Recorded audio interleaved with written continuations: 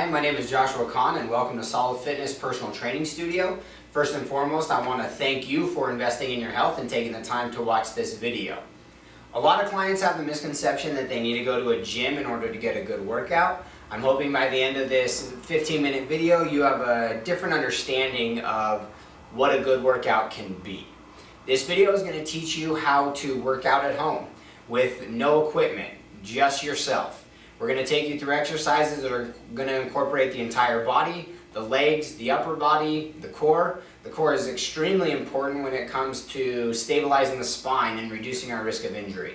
The first couple exercises on this video are going to be geared towards warming the body up. So getting the joints moving, getting the tissue temperature up, getting the blood pumping so that we can reduce our risk of injury throughout the rest of the video. Before we get started, as with any exercise program, please consult your physician before starting this program. And at any time during the workout, if you start to feel pain anywhere, you start to feel faint, lightheaded, or dizzy, please discontinue the program and seek medical attention. For the first couple times to this video, what I want you to do is just really make sure you're paying attention to understanding the form of each exercise and the repetition range and the set range. Once you feel comfortable with each exercise, then I want you to put it all together. So clearly starting with the warm-up, I want you to go through the warm-up, 3 sets on each exercise, and then move on to the next exercise. Once you get to the main body of the workout, you have a couple different options there. You can go through each exercise just like the warm-up, completing each exercise for all 3 sets and then moving on to the next one. Or you have the option to do it more of a circuit style workout, which means doing one exercise, moving on to the next exercise and going through all of them, and then taking a break and then coming back to the beginning until you've completed all 3 sets of each exercise. That is a little more intense since with the first way you're finishing each exercise and then moving on. The circuit style does keep the heart rate up a little bit more. So what I would suggest is the first couple times through, finish each exercise and move on to the next, and complete that until you get to the cool down, and then let's progress to the circuit style where you're going through one exercise on to the next until you complete all 3 sets of each exercise. Once you get to the cool down, again follow the repetition range and the set range for all the cool down exercises and have fun.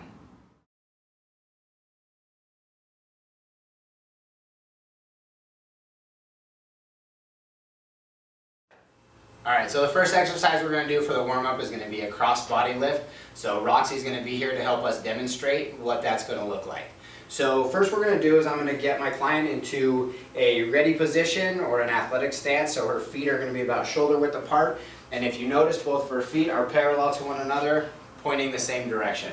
So what we're going to do from this position, I'm going to have you hold just an imaginary object about the size of a basketball or a volleyball. And what you're going to do in this position is you're going to take that ball down outside of your knee and come up and cross that opposite shoulder. So keep on going. So you notice she's taking that ball down to the right knee and then pulling it up across her left shoulder, just like that. She's going to give me 20 reps on this side, and then we're going to switch to the other side. Alright, so let's actually switch to the other side without really doing 20. So we're doing the same thing on the opposite side, taking that ball outside that left knee and bringing it up across that right shoulder. And once again, you're going to give me 20 reps on this side as well. So a couple of the key points that I want you to be aware of while you're doing this exercise. When she comes down, her knees are traveling over her foot. You don't want the knees to cave in and you don't want the knees to go out. You want to make sure that they're traveling right over the foot. Now I'm going to have you turn sideways real quick for me.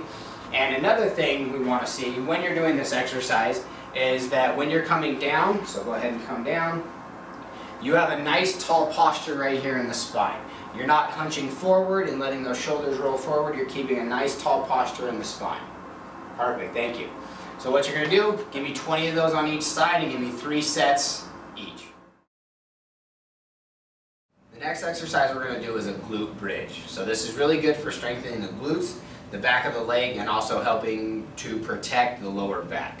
So what I'm going to have Roxy do is I'm going to have her lay down on her back and her knees are going to be bent. We call this a hook line position, and I want her feet just a little farther back, closer to her butt. So from here what she's going to do is she's just going to go ahead and lift her hips off the ground And what we're looking for is trying to gain a straight line from the knee to the shoulder. Okay, go ahead, back down. And what you're going to do here is we're still going to do our 3 sets of 15, but each time you pop up, I want you to give me about 1.5 seconds to a 2-second hold, and then come on back down. When you're coming up, make sure you're squeezing your glutes, your butt, make sure you're squeezing that muscle, really get it activated. If this foot position, you don't really feel it in your glutes, you can go ahead and lift your toes off the mat and just push through your heels, and sometimes that enough will just change the emphasis of where the exercise is. Like on the push-ups, make sure that when you're coming up, you're not rounding that lower back. So you're not trying to hyperextend the low back to gain more movement in the hips. Make sure all the focus is on the glutes. And again, 3 sets of 15 with about a 2-second pause at the top.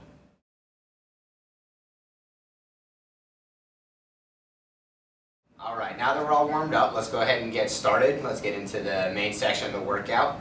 So first exercise we're going to start with is just going to be a standard body weight squat. So again, no equipment necessary. You can do this anywhere, at your house, in the park, wherever you want, just a standard body weight squat.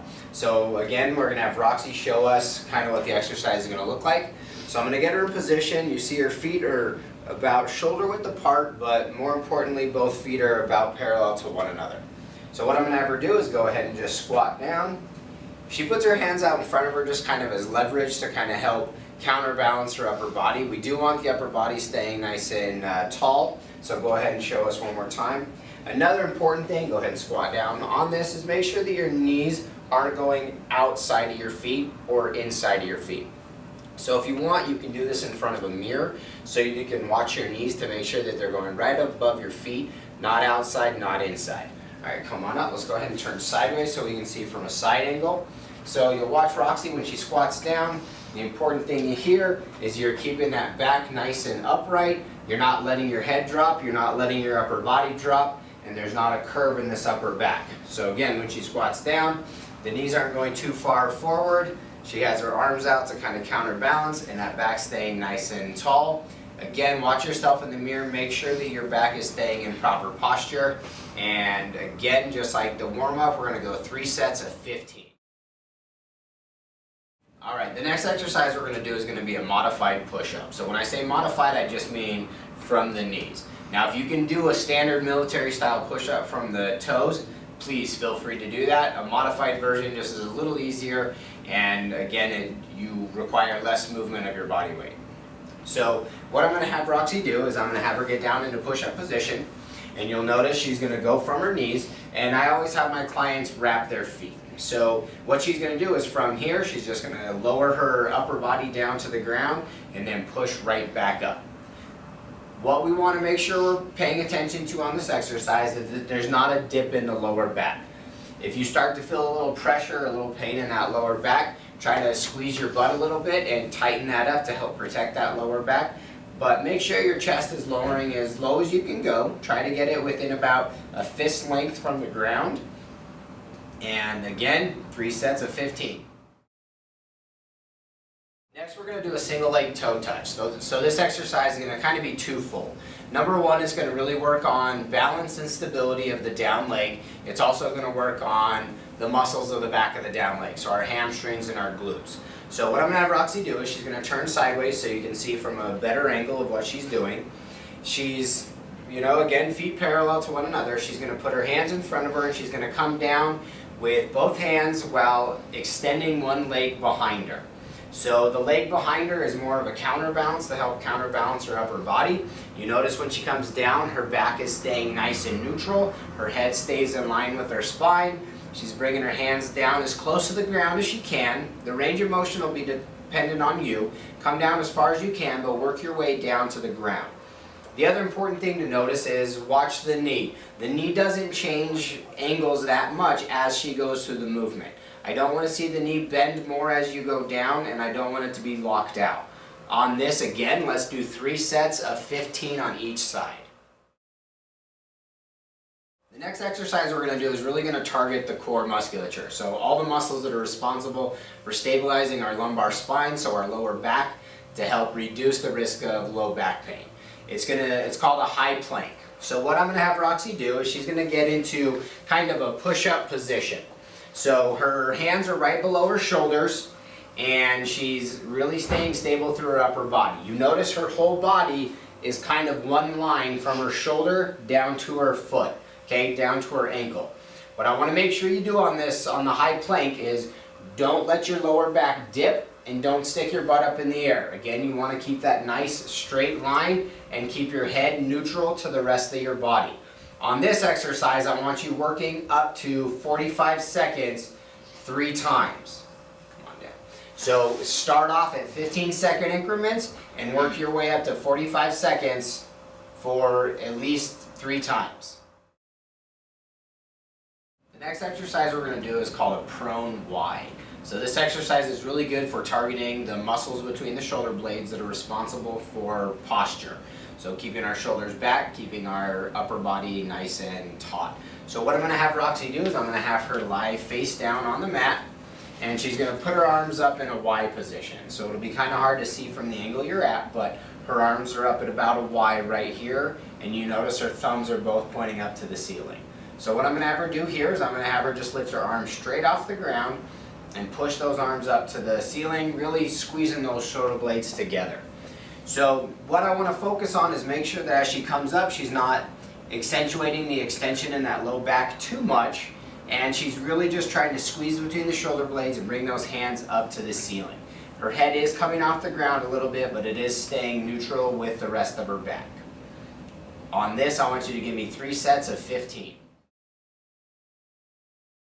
The next exercise we're going to do is another version of the plank. So we already did the high plank, and now we're going to focus on the obliques with a side plank. So again, the obliques play a huge role when it comes to stabilization of the lumbar spine, so very important.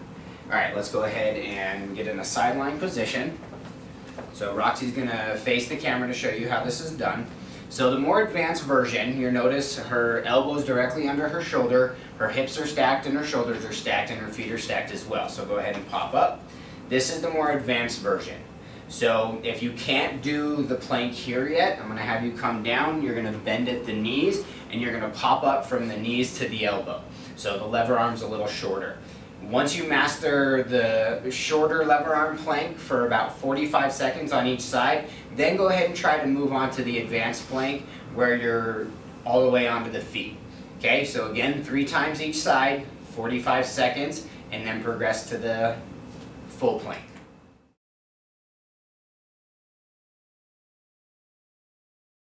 The first exercise in our cool down is called a cat camel. What's great about this exercise is it really helps open the hips, kind of stretch out the lower back and the hip flexors a little bit, but it's just a really good overall kind of mobility exercise for the hips, especially after some of the squats and toe touch stuff we did. This is going to be really good for you guys. So you're going to go ahead and get into a tabletop position. So I want the hands directly below the shoulders and the knees directly below the hips.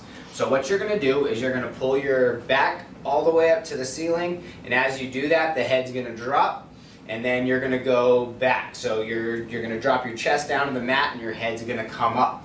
And so what I want you to do is keep continuing through this movement. I want about a 2-second hold at the top and a 2-second hold at the bottom. And I want you to do this for at least 1 set of 20 up and 20 down. So again, a 2-second hold at the top, 2-second hold at the bottom, 20 reps, at least 1 set. If you feel like doing another one, go for it.